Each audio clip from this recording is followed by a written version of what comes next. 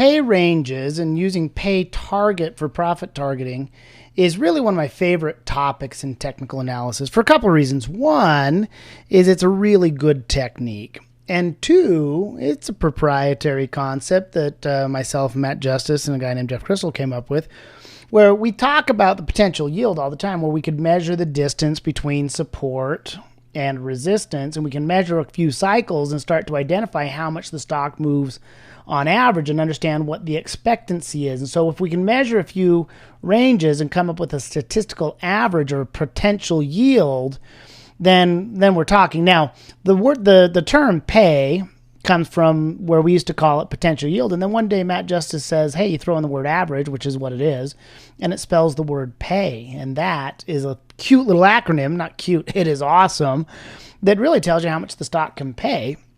If you're looking to take a profit target that's high probability, you want to look at the past performance. Although it doesn't guarantee future performance, it gives you a statistical probability of outcome. So let's go take a look at a live example here. And I've got a chart of AMD with a good-looking cup and handle, setup here. It's got a big old macro cup and handle. And then in here, if you look closely, it's got a little micro cup and handle, and it looks like it's poised to break out.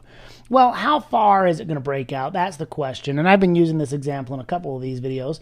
And if we want to understand how far it can break out, well, maybe we could look at some of the past performance to gauge that. Well, I believe that we could go back and measure a few of these previous swing cycles. We could measure how much the stock price has moved in the past to gauge how much it can move in the future by measuring a few of those cycles.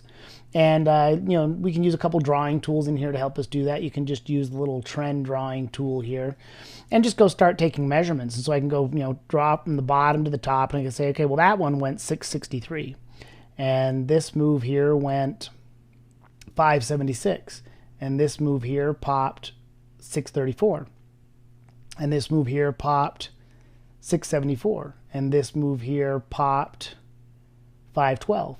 And this move here popped 779. And this move here popped $5. So I'd say the average is 6. Just real quick, rough math. So I'd say the potential average yield is 6, and you can count the number of days on average, and you'll come on this one, you'll probably wind up with around a 10-day average, maybe 8 to 10 days, statistically speaking, where some of those moves were 6 to 7 days, some of them were 5, some of them were 10 or 12. So the average is probably around that $10 ballpark. So this stock can clearly move. It can move about 6 points over 10 days. So if it's breaking out here at 34, and I add 6 points to that, well, that'll put our target out at 40. Well, that'll put our target out at 40, and that becomes a high probability target using the pay range, potential average yield. It's a statistically sound, very solid technical method for identifying those profit targets.